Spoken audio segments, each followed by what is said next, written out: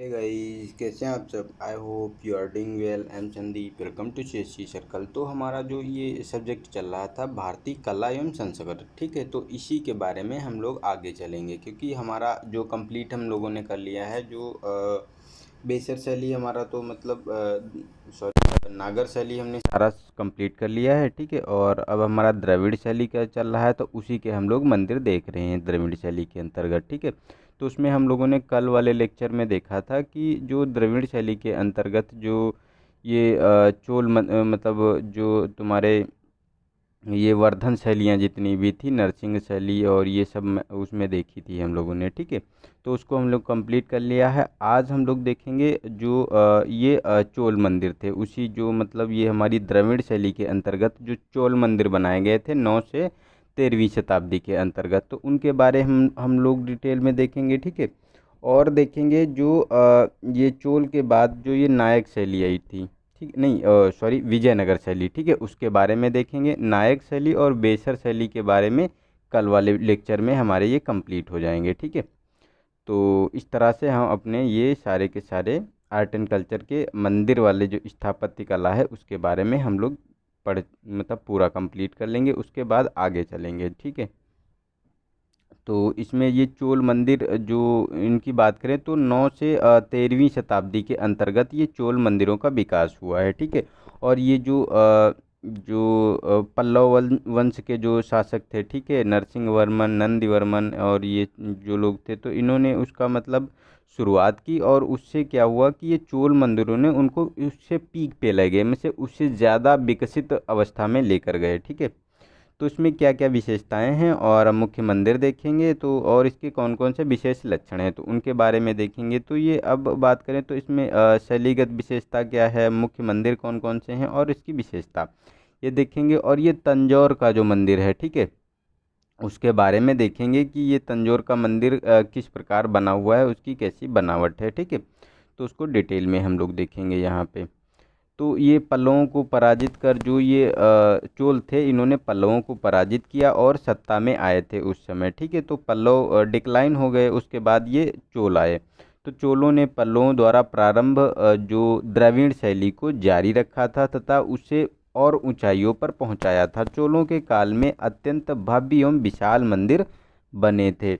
मंदिरों के साथ अत्यंत कलात्मक एवं खूबसूरत मूर्तियों का निर्माण हुआ था। कुछ की दीवारों पर चित्र भी मतलब बनाए गए थे उसमें, ठीक है। तो उनके मंदिरों पे मतलब जो चोल थे, ठीक है, तो चोलों ने बहुत भव्य मंदिर, बहुत बड़े बड़े मंदिरों का विकास किया था, उनका निर्माण किया था, ठीक है।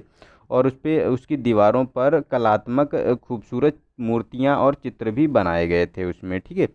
और चोल के मंदिरों की अगर विशेषताओं के बारे में बात करें तो वो इनका जो वर्गाकार गर्भगृह होता था, ठीक है, और गर्भगृह के ऊपर तल्ले दर तल्ला घटते क्रम में पिरामिडी शिखर होता था। तो ये देखो आप देख सकते हैं, ठीक है, ये पिरामिडी शिखर है। जैसे पहले पहले मतलब जो द्रविड़ शैली के थे, तो मतलब निर्माण की शैली वही रखी थी, मतलब और उनका मतलब उसकी ऊंचाई और उसका जो मतलब सौंदर्यीकरण तो उसको और अच्छा कर दिया था, ठीक है।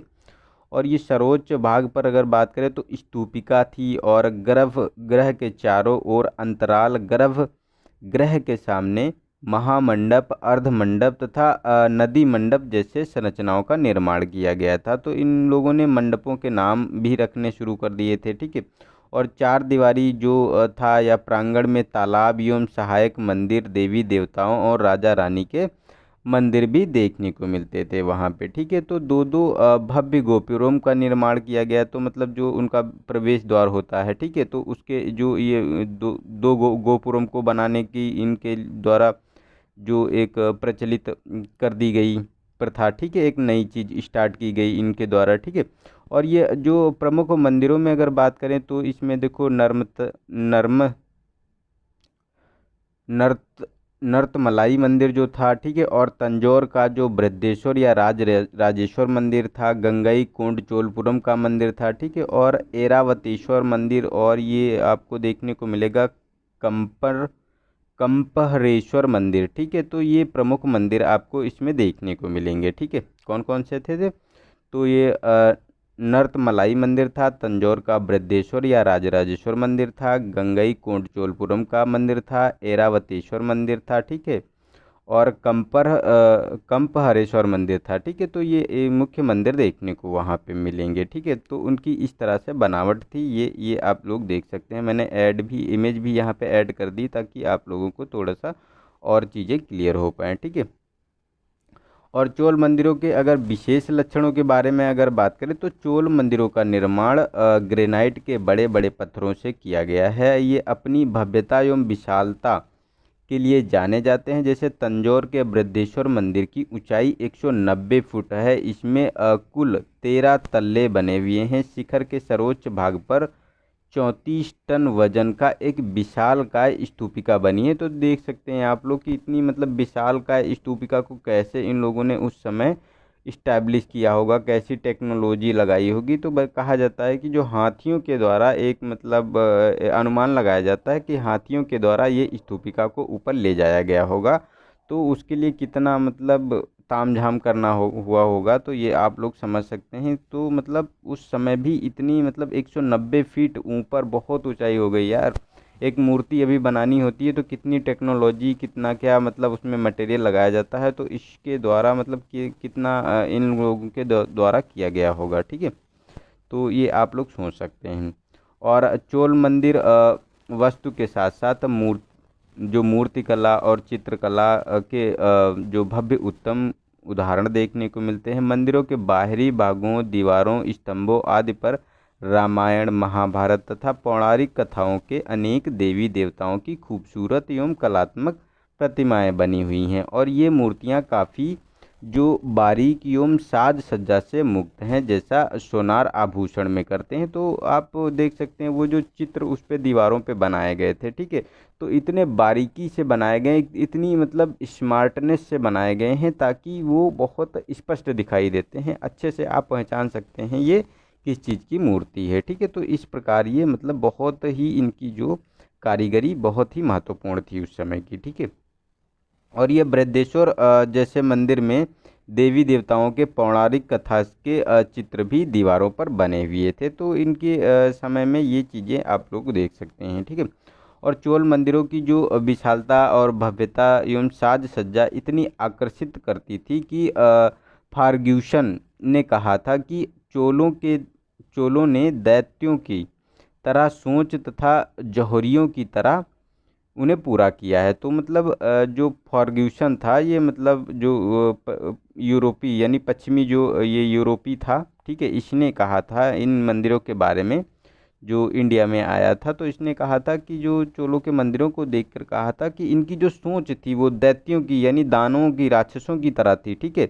और उसकी जो मतलब जो उसकी चित्रकारी करने की जो कला थी वो एक सोनार की थी। जैसे एक सोनार छोटे सी चीज़ पे इतनी बारीकी से किसी चित्र को अंकित कर देता है, उसी प्रकार इनकी ये मतलब जौहरियों की तरह इनको पूरा किया है इनके द्वारा। मतलब इतनी तराश के इतनी अच्छी तरह से उसे तराशा है और उसको कैसी योजना बनाकर उसमें चित्र और इन भव्य मंदिरों का निर्माण किया है, ठीक है।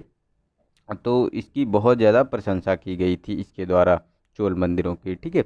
तो अब चोल मंदिरों से संबंधित प्रश्न है, तो इसमें देखो चोल मंदिरों की मुख्य विशेषताओं का निरूपण कीजिए, ठीक है। तो इसमें उसकी जो विशेषताएं हम लोगों ने देखी थी, तो यही विशेषताएं लिख देनी है कि इसमें क्या क्या चीज़ें थी, ठीक है। और द्रविड़ वास्तुकला की शैली को किस प्रकार चोलों ने सर्वो सर्वोत्कृष्ट रूप में व्याख्यायित किया है। तो मतलब उसके बारे में बता देना है कि कैसे कैसे चोल में मतलब जो पल्लव में तो क्या चीज़ें थी, ठीक है। और उसके बाद चोल में क्या हो गया, कितना उसमें उछाल आया, मतलब कितना उसको और ज़्यादा इन लोगों ने भव्य बनाया, तो उसके बारे में लिखना है इसमें, ठीक है। और चोलों ने दैत्यों की तरह सोच तथा जौहरियों की तरह पूरा किया है। तो यही जो हम लोगों ने लिखा है उसी का एक कंक्लूजन के तौर पर आप लोग इसको पूरा लिख सकते हैं इसमें, ठीक है। तो अगर इसको कंसाइज वे में पूरा कंप्लीट कर देंगे तो ये पूरा हमारा आंसर कंप्लीट हो जाएगा। तो इस प्रकार इनको देख सकते हैं। अब देख लेते हैं मंदिरों के बारे में। तो ये देखो मंदिर बना हुआ है, ठीक है। देखो कितना स्पष्ट आप लोगों को, देखो इसकी जो मूर्तियां हैं, देखो ये कितनी स्पष्ट दिखाई दे रही हैं, ठीक है। तो ये आप लोगों को दिख रही होंगी। तो देखो इस तरह से ये मतलब ऐसी मतलब मूर्तियाँ और आकृतियाँ बनाई गई हैं जो स्पष्ट दिखाई देती हैं। ठीक है, तो इसी प्रकार ये मतलब आप लोग देख सकते हैं इसके बारे में। ठीक है, तो देख रहे हैं कितना मतलब भव्य है ये स्तूपिका। देखो ये कितनी बड़ी स्तूपिका है जिसको ऊपर ले जाया गया है। तो ये मतलब अपने आप में एक बहुत ही जो कह सकते हो एक टफ टफ कार्य था इसको ऊपर ले जाना। ठीक है, और ये तल्ले पे तल्ले बने हुए हैं, तो ये आप लोग देख सकते हैं इसके बारे में। ठीक है, तो ये मंदिर होते थे और इसके आगे ये मंडप हुआ करते थे। ठीक है, तो इनका भी नाम इनके द्वारा रखा गया है, नदी मंडप या कुछ। ठीक है, और ये देख सकते हैं आप उसी की एक इमेज है, और ये रही, ये भी उसी की इमेज है। तो मैंने कहा दो तीन इमेज डाल दूं तो ताकि आप लोग थोड़ा सा उसको अच्छे से देख पाएँ। ठीक है, ये सब ये उसका प्रांगण होता था। ठीक है, ये देख सकते हैं उसका प्रांगण। नेक्स्ट है हमारा विजयनगर साम्राज्य के मंदिर।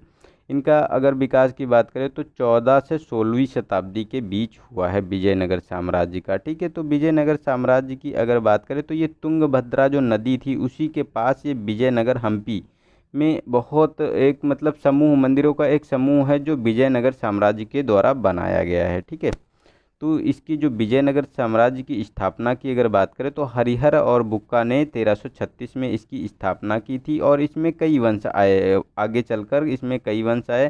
पहला था इसमें संगम वंश, फिर सेकेंड था तुम्हारा सलू वंश, और तुलु वंश आया जिसका शासक था कृष्ण देव राय।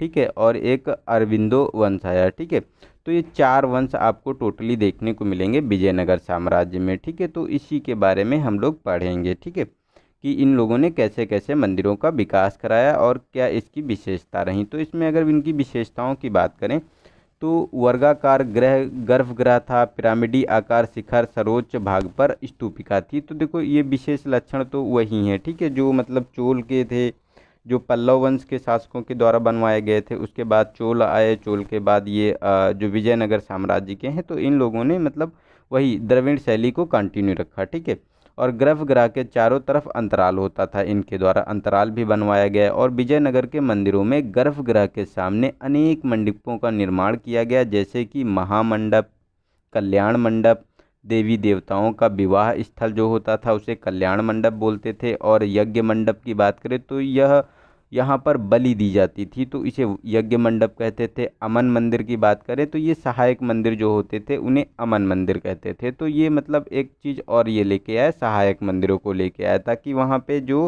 मंदिरों का और मतलब उसकी खूबसूरती बन सके, और जो मेन मंदिर में कोई आएगा विजिट करने तो आसपास के छोटे मंदिरों को भी देखेगा, तो उससे और ज़्यादा मतलब जो उसकी जो कह सकते हैं उसकी एक उसका एक अलग ही अपना महत्व होगा। ठीक है, तो इस प्रकार ये विजयनगर साम्राज्य में मंदिरों का विकास होना शुरू हुआ, और ये विजयनगर के मंदिर अत्यंत खूबसूरत एवं साज सज्जा से युक्त थे। ठीक है, और मंदिरों के जो बाहरी भागों और स्तंभों आदि पर अत्यंत बारीक और खूबसूरत शिल्प बनाए गए थे, जिसमें उड़ते हुए अश्व, कमल, पुष्प आदि के जो शिल्प की काफ़ी अनोखे ये चित्र देखने को मिलते हैं। ठीक है, तो मतलब इन लोगों ने भी इस चित्रकारी को आगे कंटिन्यू किया और इनको और ही मतलब और एक ऊंचाई पे लेके गए वहाँ से। ठीक है, जो चोल साम्राज्य में चित्र बनाए जाते थे उनसे भी बारीक और खूबसूरत चित्र बनाए गए। तो इसमें जो अश्व होते थे वो उड़ते हुए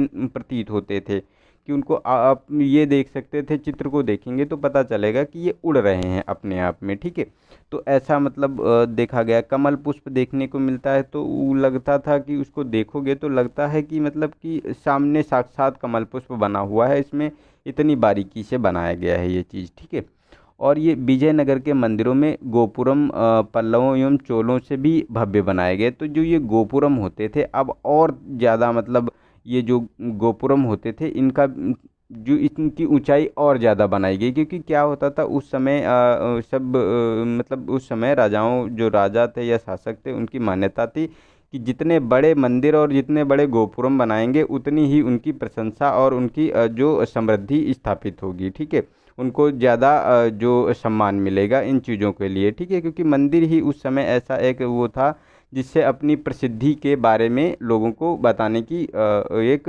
परंपरा बन गई थी। ठीक है, तो इसीलिए तो इसमें ये बहुत भव्य जो गोपुरम बनवाए जाते थे। और प्रमुख मंदिरों में जो नेल्लोर का विष्णु मंदिर है, ठीक है, और हम्पी विजयनगर मंदिर समूह है, ठीक है, जिसके तहत जो पंपापति, वरदराजन, विट्ठल स्वामी और हजारा एवं विरूपाक्ष आदि मंदिर आते हैं, ठीक है। तो इसी के बारे में थे।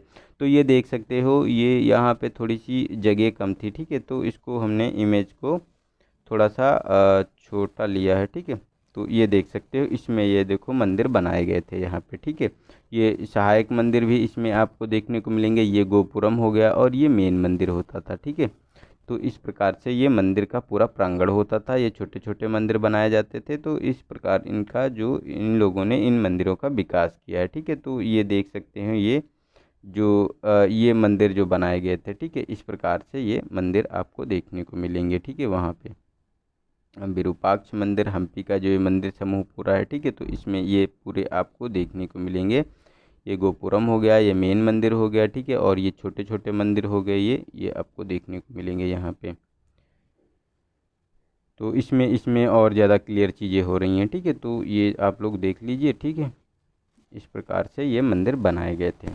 तो आई होप जो ये वीडियो मैंने बनाया है शायद आप लोगों को अच्छा लगा होगा, ठीक है, चीज़ें समझ में आई हों। और अगर चीज़ें समझ में आई हों तो इसको लाइक कर दीजिए और सब्सक्राइब कर लीजिए, अगर जो लोग चैनल पे विजिट कर रहे हैं पहली बार, ठीक है।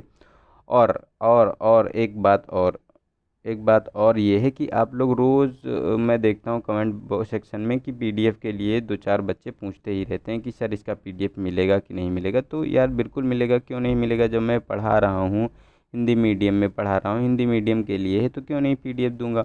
तो आप टेलीग्राम ग्रुप ज्वाइन कर लीजिए, ठीक है, नीचे दिया हुआ है ग्रुप, और फेसबुक ग्रुप दिया है। तो दोनों जगह मैं टेलीग्राम वहाँ पे पीडीएफ सेंड कर देता हूँ। तो वहाँ से आप लोग पीडीएफ ज्वाइन कर लिया करो, ठीक है। तो आज के लिए इतना ही। और यार देखो, कोई अगर कमेंट सेक्शन में बच्चा पूछता है तो आप लोग रिप्लाई कर दिया करो। जो आप लोग पुराने हो, जानते हो कि हाँ मतलब पीडीएफ मिलता है, तो उन लोगों को बता दिया करो कि आप टेलीग्राम ग्रुप ज्वाइन कर लो। क्योंकि यार मेरे पास थोड़ा सा मतलब टाइम बिजी रहता हूँ, तो चीज़ें सभी को मैं रिप्लाई नहीं कर पाता हूँ, ठीक है।